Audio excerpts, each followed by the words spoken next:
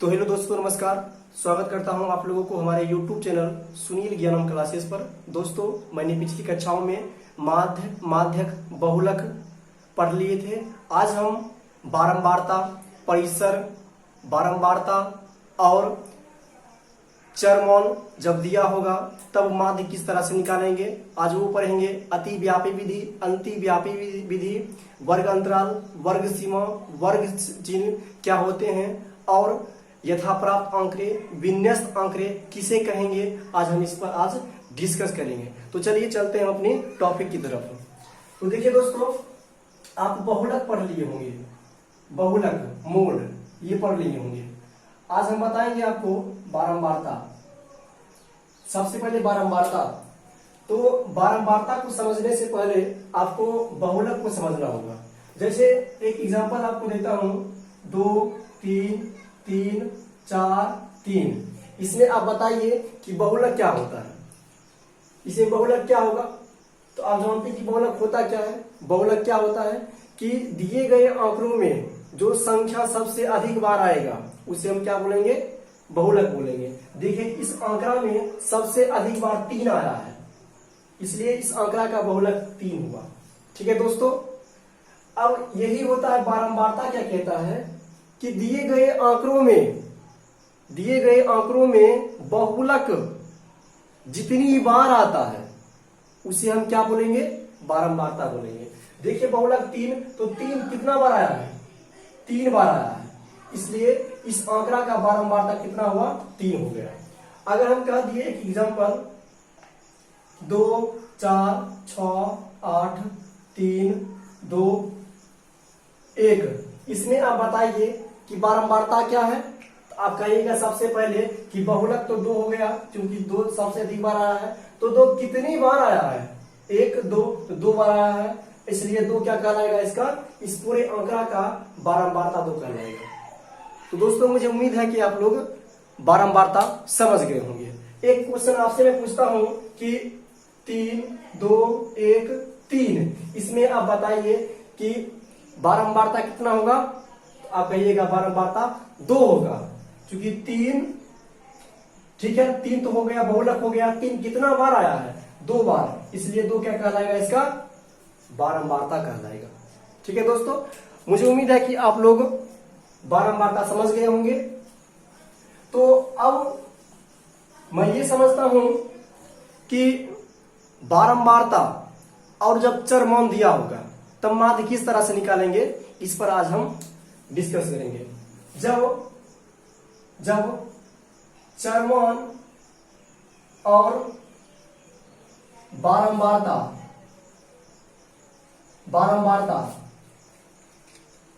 दिया गया हो तो माध्य बराबर होगा चरमौन गुने बारंबारता का कुल योग बटे कुल बारंबारता का योग। ये आप याद रखिएगा कि जब चरमौन और बारंबारता दिया गया हो तब माध्य बराबर होगा चरमौन गुना बारंबारता का कुल योग बटे कुल बारंबारता का योग।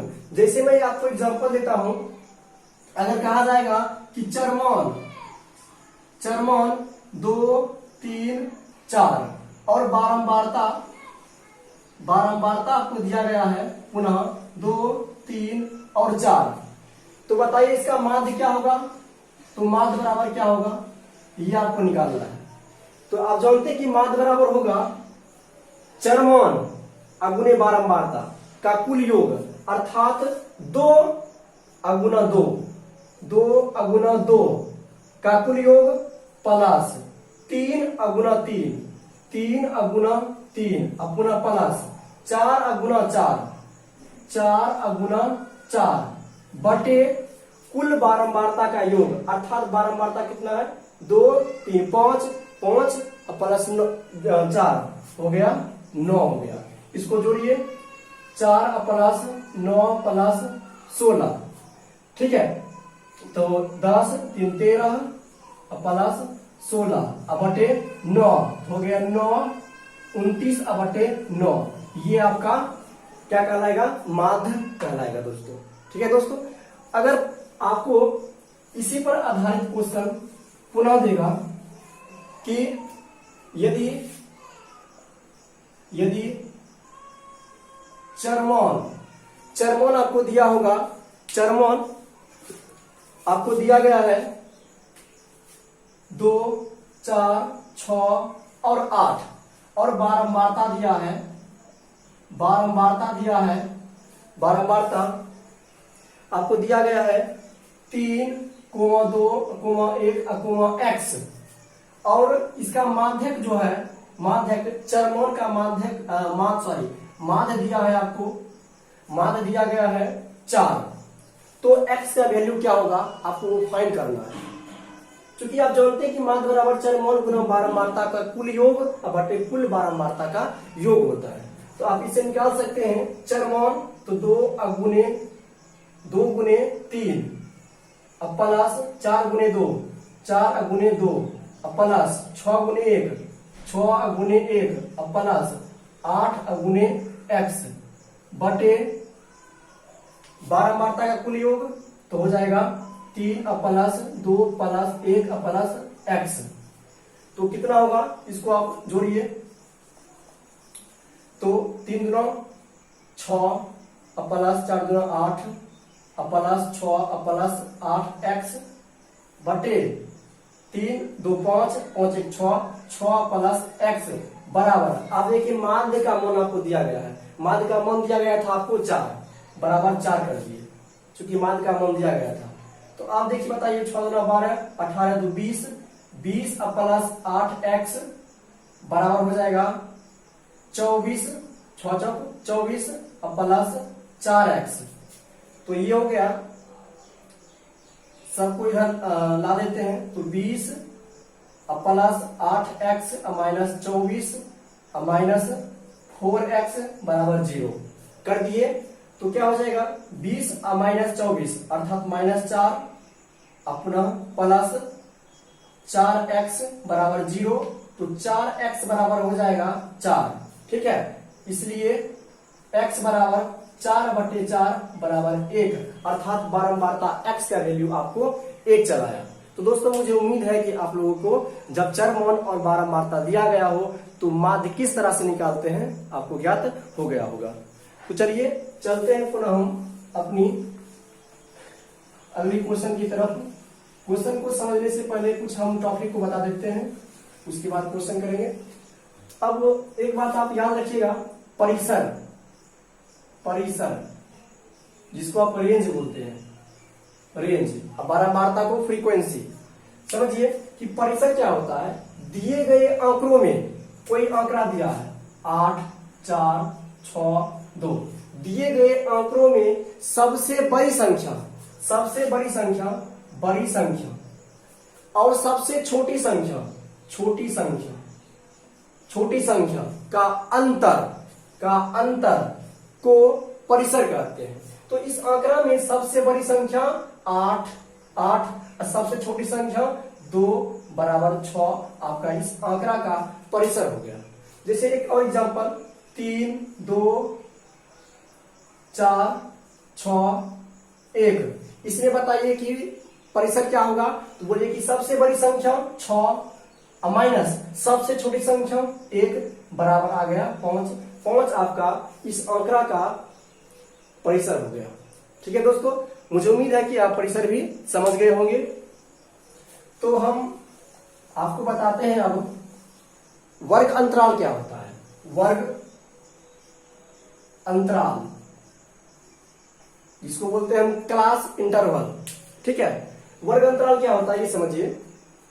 किसी वर्ग की 2 सीमाएं होती है, समझिए 2 सीमाएं होती है, उच्च सीमा और निम्न सीमा। जैसे कि 10 से 20। समझिए सबसे पहले 10 को हम क्या बोलेंगे और 20 को क्या बोलेंगे। तो 10 को हम बोलते हैं निम्न सीमा, याद रखिए निम्न सीमा, और 20 को बोलते हैं उच्च सीमा, उच्च सीमा। Lower limit and upper limit, निम्न सीमा को L से डिनोट करते हैं और उच्च सीमा को U से डिनोट करते हैं। ठीक है दोस्तों, अब हम आपको समझाते हैं वर्ग अंतराल क्या होता है। समझिए, वर्ग अंतराल किसी वर्ग की उच्च सीमा और निम्न सीमा के अंतर को हम क्या बोलेंगे, वर्ग अंतराल बोलेंगे। ठीक है, उच्च सीमा माइनस निम्न सीमा का अंतर क्या कहलाएगा आपको, वर्ग अंतराल आपका कहलाएगा दोस्तों। ठीक है, वर्ग अंतराल समझ गए। अब हम समझते हैं कि वर्ग अंतराल समझ गए, आपको हम समझाते हैं अब वर्ग सीमा। वर्ग सीमा, अभी हम जस्ट एक एग्जांपल लिए थे 10 से 20। किसी वर्ग अंतराल, ये एक वर्ग अंतराल है, जैसे होता है क्लास में बोला जाता है कि 10 से 20 बच्चा इस क्लास में बैठा गया है, तो ये एक वर्ग अंतराल है। ठीक है, क्या है, वर्ग अंतराल, जिसमें उच्च सीमा 20 है, निम्न सीमा 10 है। तो यही बोलता है कि वर्ग सीमा, इसको बोलते हैं क्लास लिमिट। ठीक है, क्लास लिमिट ये क्या बोलता है, किसी वर्ग अंतराल के दो सीमाएं होती है, एक निम्न सीमा और दूसरा उच्च सीमा। जैसे 10 से 20 में 10 को हम बोलते हैं निम्न सीमा और 20 को बोलते हैं उच्च सीमा। एक और एग्जांपल 5 से 10 में 5 को हम बोलेंगे निम्न सीमा और 10 को बोलेंगे हम उच्च सीमा। तो दोस्तों मुझे उम्मीद है कि आप वर्ग सीमा भी समझ गए होंगे। ठीक है, तो अब मैं बताता हूं आपको एक जबरदस्त विधि, आप उसको ध्यान से देखिएगा। एक होता है अतिव्यापी विधि, अतिव्यापी या अपवर्जी विधि, जिसको हम बोलते हैं ओवरलैपिंग मेथड। ठीक है, अतिव्यापी या अपवर्जी विधि, ओवरलैपिंग मेथड। समझिए, इसमें कहता है कि इस विधि के अनुसार, जैसे एक पहले हम बोल दिए 0 से 10, 10 से 20, 20 से 30, 30 से 40। अब आप समझिएगा, कहता है अतिव्यापी विधि, इस विधि के अनुसार प्रत्येक वर्ग अंतराल की उच्च सीमा अगले वाले वर्ग अंतराल की निम्न सीमा होती है। अब देखिए, इसका उच्च सीमा अगले वाले का निम्न सीमा कहलाया, तो इसको हम क्या बोलेंगे, अतिव्यापी विधि, ओवरलैप हो गया। जैसे हम बोलते हैं कि 0 से 5, 5 से 10, 10 से 20, 10 से 15। ठीक है, अब बताइए कि ये जो है कौन सा विधि है, आप बोलिएगा अतिव्यापी। क्यों? क्योंकि देखिए इस विधि में उच्च सीमा अगले वाले वर्ग अंतराल की निम्न सीमा है, इसका उच्च सीमा 10, अगले वाले वर्ग अंतराल का निम्न सीमा कहलाया, तो इसको हम क्या बोलेंगे, अतिव्यापी या अपवर्जी विधि। ठीक है दोस्तों, अब मैं आपको समझाता हूं एक और विधि, जिसको आप बोलते हैं अंतिव्यापी या समावेशिक विधि, इसको बोलते हैं नॉन ओवरलैपिंग मेथड। समझिए, इसमें जैसे कि 0 से 9 और 10 से 19, 20 से 29, तो अब समझ लीजिए इसमें क्या कहलाएगा कि इस विधि के अनुसार प्रत्येक वर्ग अंतराल की उच्च सीमा अगले वाले वर्ग अंतराल की निम्न सीमा नहीं होती है, अर्थात इसमें एक का गैपिंग होता है। क्या बोले, इस विधि के अनुसार प्रत्येक वर्ग अंतराल की उच्च सीमा, देखिए 0 से 9 में उच्च सीमा 9, अगले वाले वर्ग अंतराल की निम्न सीमा, उच्च सीमा 9 है, अगले वाले वर्ग अंतराल की निम्न सीमा नहीं होती है। तो 9 से 10, इसमें देखिए 10 से 19 में उच्च सीमा कितना है, 19 है, अगले वाले वर्ग अंतराल का 20 हो गया, एक का गैपिंग हो गया, इसको हम क्या बोलेंगे, अंतिव्यापी विधि। ठीक है, तो दोस्तों मुझे उम्मीद है कि आप अतिव्यापी विधि और अतिव्यापी विधि समझ गए होंगे। तो मैं आपको एक, ये समझ गए हैं तो आपको मैं एक और विधि, जिसको हम बोलते हैं वर्ग चिन्ह, वर्ग चिन्ह। ठीक है, अब ये क्या होता है ये समझिए। किसी वर्ग अंतराल की उच्च सीमा, किसी वर्ग अंतराल की उच्च सीमा प्लस निम्न सीमा का माध्य या मध्यमान, माध्य मतलब 2 को जोड़े 1, 2 को जोड़े बटा 2। ये माध्य क्या होता है? सभी संख्याओं का योग और बटा संख्या से हम भाग देते हैं। तो 2 संख्या को जोड़ दिए, 2 से भाग कर दिए, इसी को आप बोलेंगे वर्ग चिन्ह। ठीक है, जैसे आप देखिए, अगर हम आपको बोले कि अतिव्यापी विधि के लिए, अतिव्यापी विधि के लिए, जैसे 0 से 10, 10 से 20 और 20 से 30 में 0 से 10 का वर्ग चिन्ह क्या होगा? तो आप बोलिएगा कि उच्च सीमा 10, उच्च सीमा और फिर प्लस निम्न सीमा 0/2 बराबर 10/2 बराबर 5। ठीक है, अगर हम बोले कि 10 से 20 में वर्ग चिन्ह क्या होगा, तो आप क्या कहिएगा? 10 कहिएगा 20 उच्च सीमा और प्लस निम्न सीमा 10/2 बराबर 30/2 बराबर आ गया आपको 15। ये आपका राइट आंसर चला है दोस्तों। मुझे उम्मीद है कि दोस्तों आपको वर्ग चिन्ह अच्छी तरह से समझ में आ गई होगी। तो मैं आपको एक और विधि बताऊंगा। अगला विधि है